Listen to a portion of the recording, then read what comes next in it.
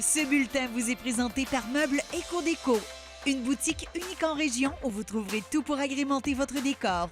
Une visite vaut 1000 mots.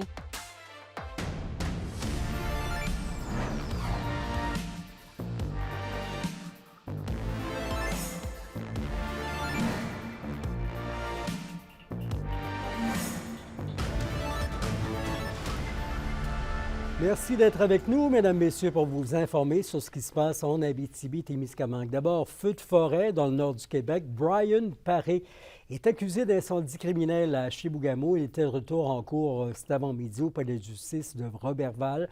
11 chefs d'accusation est ajouté contre le résident de Chibougamau. L'homme de 37 ans aurait, selon les accusations, mis le feu en forêt, soit par une explosion ou un autre moyen, à Chapais et Chibougamau.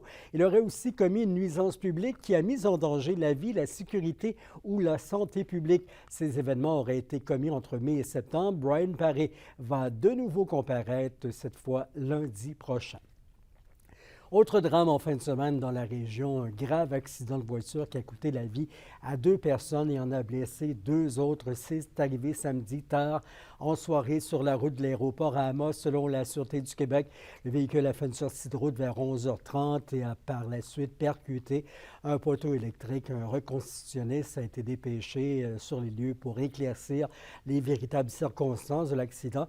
Les victimes sont Mario Lessard, 28 ans de Landrienne, et Amira Maranda, 21 ans d'Amos. Et la Sûreté du Québec demande l'aide du public pour retrouver un homme porté disparu hier à Malartic. Olivier Saint-Denis, 47 ans, a été vu pour la dernière fois le 10 septembre.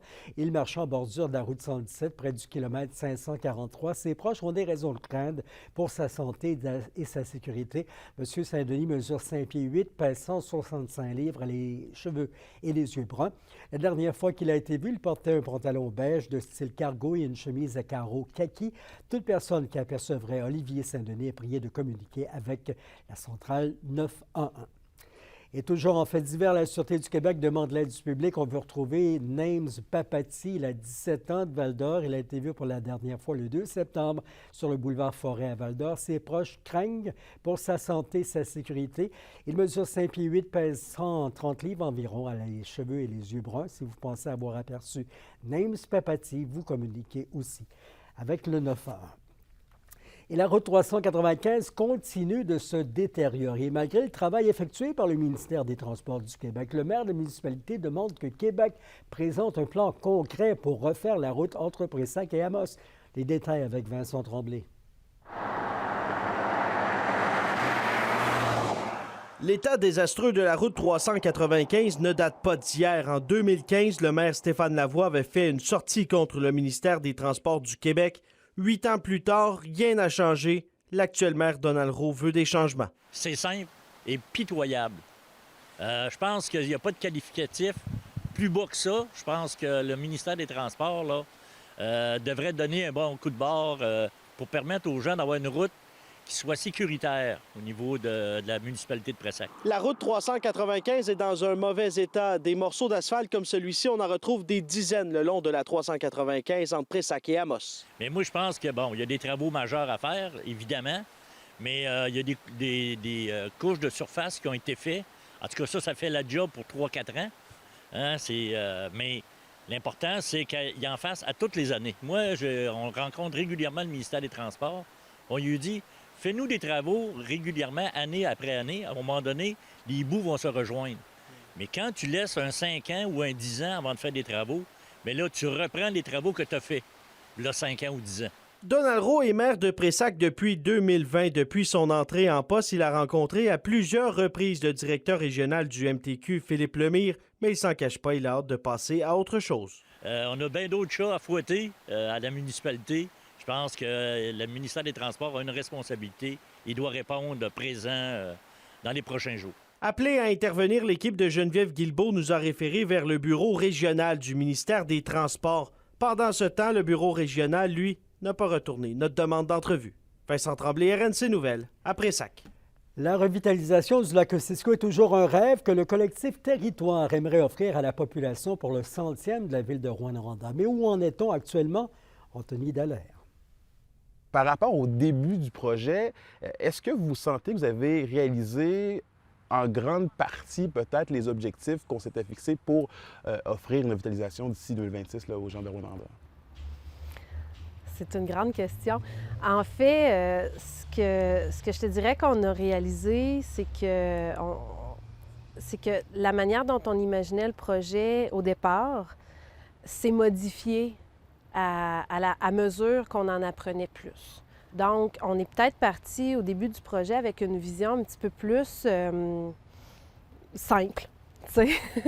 On n'avait pas, je pense, envisagé la complexité du fait de travailler avec un écosystème complexe. Comment se déclinent concrètement peut-être ces complexités-là? En fait? C'est qu'en fait, le lac Otsiko a plusieurs problématiques environnementales qui sont toutes interreliées. Donc, globalement, là, pour faire un portrait simple, c'est que, premièrement, le lac est dans ce qu'on appelle un processus d'eutrophisation, c'est-à-dire qu'il est en train de se refermer tranquillement sur lui-même par le fait qu'il y a de plus en plus de plantes, tout ça, qui vont dans le lac, donc moins en moins d'oxygène pour d'autres espèces, tout ça. Donc, le lac, tranquillement, se referme sur lui-même. Il y a aussi toute la question de la contamination dans le lac, puis qui continue encore aujourd'hui à rentrer dans le lac. Puis on parle à la fois de la contamination de l'eau là, par le réseau de l'eau pluviale qui draine plein de, des résidus de toutes sortes. Il y a aussi la contamination atmosphérique qui se rend dans le lac. Après ça, il y a toute la question des plantes envahissantes. C'est de trouver la balance entre certaines solutions concrètes puis relativement simples à implanter, puis qui vont avoir des effets réels, mais aussi tout le grand chantier social que ça implique de modifier comment on vit autour de notre lac.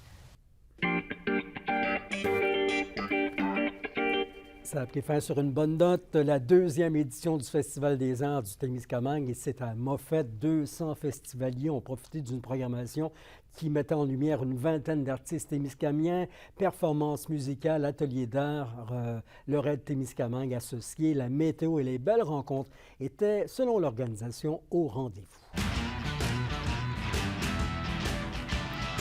Avait lieu en fin de semaine les deux premiers matchs de l'histoire de l'équipe de soccer à 11 des Gaillards du cégep de l'Abitibi-Témiscamingue. La première rencontre s'est terminée par une nulle de 1-1 contre le cégep de Valleyfield samedi soir. Les Gaillards ont perdu ensuite dimanche après-midi 3-0 contre le cégep Gérald de Godin. L'entraîneur-chef Patrick Lorcy s'est dit satisfait de la première rencontre, mais admet que son équipe a eu de la misère à disputer 2 matchs en 24 heures. Le reste de la saison se fera sous le signe de l'adaptation.